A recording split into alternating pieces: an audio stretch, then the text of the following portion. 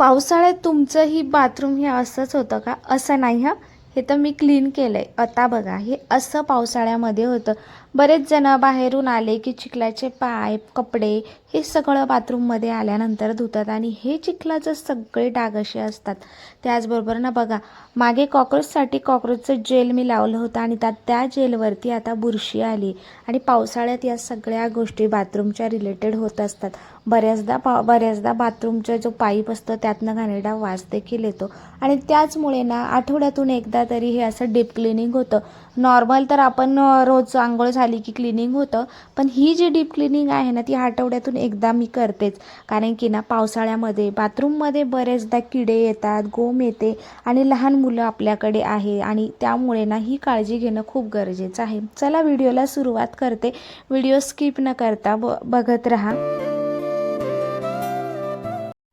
सगळ्यात पहिले तर बाथरूममधल्या सगळ्या वस्तू काढल्या बाहेर. आता ना हे हार्ड वॉटर म्हणजे बोरच्या पाण्याचे डाग आहे आणि त्यामुळे हे बाथरूम इतकं घाण दिसतं आहे. आणि बघा हे मी जे लिक्विड होतं ना टाईल स्किनर हे मी मिशोवरनं मागवलं. बघूया आता किती रिझल्ट देतो आहे ते. 100च रुपयाचं होतं, पण म्हटलं ॲसिड बेस आहे त्यामुळे बाथरूम धुताना असंही आपण हातामध्ये ग्लोव्ज मी घालतच असते, त्यामुळे ग्लोव्ज घालून घेतले. त्यामुळे त्या लिक्विडला हात लागला तरीही टेन्शन नसणार आहे. सगळ्यात पहिले तर लिक्विड सगळीकडे टाकलं. 5 मिनिटं ठेवल्यानंतर ब्रशने ते आपल्याला घासायचं आहे. बऱ्याचदा बाथरूममध्ये ना साबणाचं चिकट पाणी, शॅम्पू या सगळ्या गोष्टी असतात आणि त्यामुळे ना पाय घसरायची शक्यता असते. त्यामुळे ब्रशने सगळ्यात पहिले त्याची किनार, बऱ्याचदा फरशींची जी कड असते ना त्यामध्ये देखील खूप असं चिकट होऊन जातं आणि त्यामुळे ना सगळ्या कडा, मधली जी फटी आहे या सगळ्या यावेळेस व्यवस्थित घासून घ्यायच्या. रोज आपल्याला नक्कीच या गोष्टी करायला जमत नाही, पण आठवड्यातून एकदा तर आपण ह्या सगळ्या गोष्टी करू शकतो. त्यामुळे माझं तरी असतं की आठवड्यातून एकदा डीप क्लिनिंग ही म्हणजे रोज एक क्लिनिंग असते. मग आठवड्यातून एक दिवस हा बाथरूमसाठी असतो, तर एक दिवस असा वेगवेगळ्या गोष्टींसाठी ठेवतो. त्यामुळे आपल्याला रोज या गोष्टी करायची गरज पडत नाही.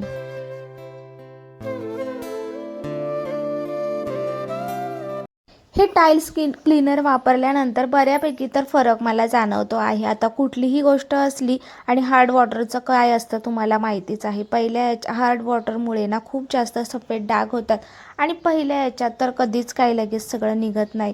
त्यामुळे हळूहळू स्टेप बाय स्टेप 2-3 वेळा क्लीन केल्यानंतर तर ते निघणारच आहे. चला आता आपल्या काही शेल्फ असतात, अशा काही गोष्टी असतात. आता मी या काचा लावून घेतल्या होत्या. याला देखील आहे ना असा बुरशीसारखा थर येतो, चिकट होतं. पावसाळ्यामध्ये या गोष्टी कॉमन आहे आणि या होतातच. त्यामुळे तेही स्वच्छ घासून घेतलं, टाईल्स घासून घेतल्या आणि हे केल्यामुळे काय होतं ना की संपलेल्या वस्तू किंवा न लागणाऱ्या किंवा बऱ्याचदा अस्ताव्यस्त ठेवलेल्या गोष्टींना एक अशा व्यवस्थित ठेवल्या जातात. आणि आपलं कसं असतं की आंघोळ केली लगेच दरवाजा लावतो, बाथरूम आपण उघडं ठेवत नाही. त्यामुळे बाथरूमची वाफ ही काचेवरती, टाईल्सवरती जाऊन बसते आणि हळूहळू त्याला थोडासा बुरशीसारखा काळा असा थर यायला लागतो आणि हे पावसाळ्यातच होतं बरं का. तर तुमच्याही घरात होत असेल म्हणून म्हटलं चला तुमच्यासोबत हा व्हिडिओ शेअर करूया, जेणेकरून हा तुम्हाला देखील उपयोगी पडेल.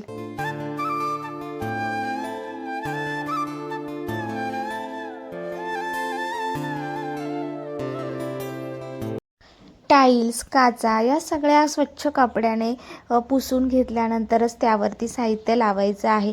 आता बऱ्याचदा आपण किराण्यामध्ये एक्स्ट्रा गोष्टी असतात, साबण असतात, शॅम्पू असतात, त्या देखील मी त्या काचेवरतीच ठेवते, जेणेकरून बाथरूममधल्या वस्तू बाथरूममध्येच राहतात आणि वेगळं त्याला जागा करण्याची गरज पडत नाही.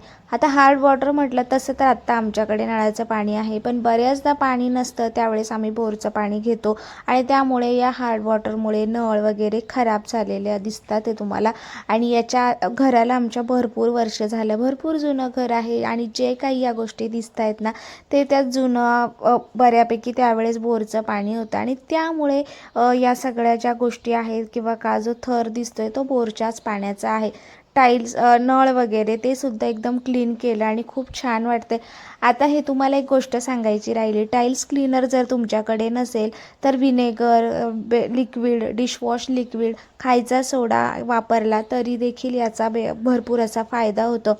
आता ज्या ठिकाणी आता माझ्याकडे गॅस गीझर आहे, गॅस टाकी आहे, त्याच्याखाली जे गंज लागलेले डाग असतात ना त्याच्यावरती तुम्ही हार्पिक टाकलं आणि थोडासा इनो जरी किंवा खायचा सोडा टाकला ना तरी ते डाग निघतात. याचा मी एकदा लास्ट टाईम व्हिडिओ बनवला होता, तो मी डिस्क्रिप्शनमध्ये नक्कीच देईल आणि त्यामध्ये भरपूर अशा बाथरूम क्लिनिंगच्या टिप्स देखील मी सांगितल्या आहे. आज मी माझी नॉर्मल क्लिनिंग करत होते, पण नॉर्मल डीप क्लिनिंगमध्ये देखील या गोष्टी असतात. बऱ्याचदा आता साबण ठेवायचं जे आहे त्याला मुलं भरपूर वेळा साबण खेळतात. ज्यांच्या घरी मुलं असेल त्यांना या गोष्टी माहिती आहे. बऱ्याचदा पाण्यात टाकून देतात आणि साबण ओला होतो आणि सगळं काही त्याला चिकटलेलं असतं. ते सुद्धा मी चांगलं घासून काढलं. त्यानंतर आता सगळं क्लीन झाल्यानंतर व्यवस्थित अशा काचा वगैरे पुसून घेते आणि त्यावरती मग आपलं एक्स्ट्राचं काय सामान असेल ते सगळं यावरती लावणार आहे, जेणेकरून ना व्यवस्थित या गोष्टी ऑर्गनाईज होतात आणि बाथरूम देखील आपलं क्लीन आणि नीट असं राहतं.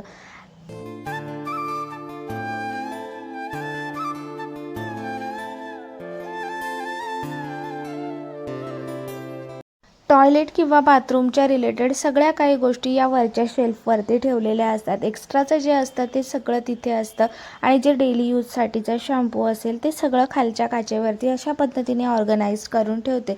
आता तुम्हाला ब्रश वगैरे इथे दिसत आहे, पण काही जे ब्रश असतात ना जे आता आपण यूज नाही करत ते पण मी ठेवते, कारण की कधीही आपल्याला एखादा गोष्ट क्लीन करण्यासाठी ब्रश लागतात आणि त्यासाठी ना मी अशा पद्धतीने न लागणाऱ्या ज्या गोष्टी आहेत त्याही व्यवस्थित अशा ठेवते, जेणेकरून काय सांगता येईल कधी आपल्याला यूज होते.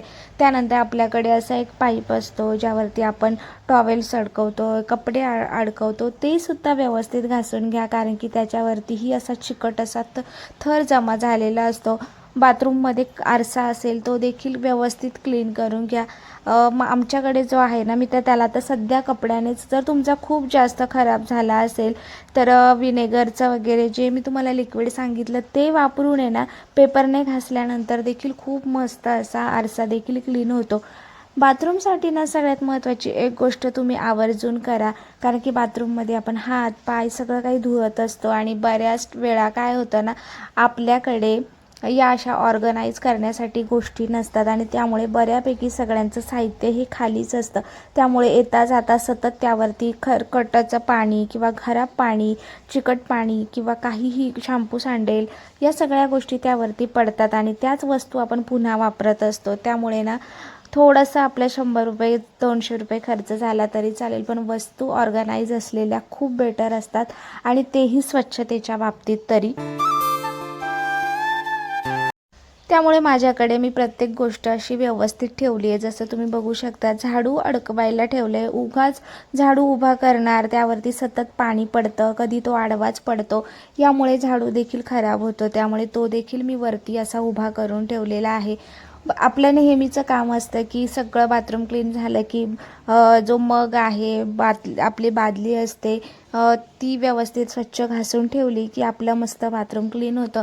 बऱ्याचदा ना बाथरूममध्ये फटा असतात आणि त्यामधून आहे ना गोम किंवा किडं हे सगळं पावसाळ्यात येत असतं. त्यामुळे व्हाईट सिमेंटचा वापर करून आपण ते व्यवस्थित पॅक करू शकतो, जेणेकरून लहान मुलं ज्यावेळेस आंघोळ करतात ना तर त्यावेळेस नकळत उगाच त्यांचा त्रास नको व्हायला. त्यामुळे ही काळजी तरी पावसाळ्यात घेतली पाहिजे. आम्ही पाऊस चालू व्हायच्या आधीच या गोष्टी केल्या. जे तुम्हाला व्हाईट जे दिसते ते व्हाईट सिमेंट लावलेलं आहे. आता जसं तुम्हाला सांगितलं बऱ्याच वर्षापूर्वीचं जुनं घर आहे, त्यामुळे या गोष्टी मेंटेनन्स करणं या गोष्टी मोस्टली आपल्या घरामध्ये येतातच. आणि सगळ्यात मेन गोष्ट म्हणजे ज्यावेळेस आपलं बाथरूम आंघोळ झाली आहे, सगळं झालं आहे, पूर्ण वाईप करूनच ठेवा, जेणेकरून उगाच एखादं गेलं आणि त्यांचा पाय सटकला. त्यामुळे या गोष्टी मी खूप याने पाळते की बाथरूम व्यवस्थित असं कोरडं झालं पाहिजे.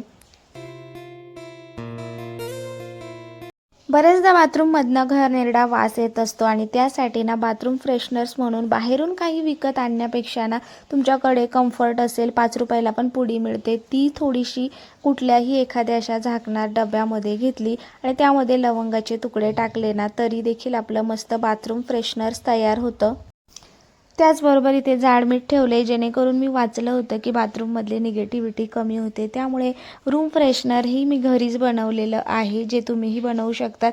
आणि मस्त असं ऑक्सिजन देणारं झाड म्हणून एक छोटंसं एक स्पायडर प्लांट ठेवलेलं.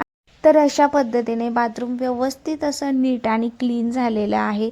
सो तुम्हाला हा व्हिडिओ कसा वाटला नक्की कमेंट करून सांगा आणि तुमच्याकडेही काही सजेशन असेल तर तुम्ही प्लीज मलाही सुचवू शकतात, कारण की मीही तुमच्यासारखीच मस्त मिडल क्लास फॅमिलीतली मुलगी आहे आणि मला या गोष्टी करायला खूप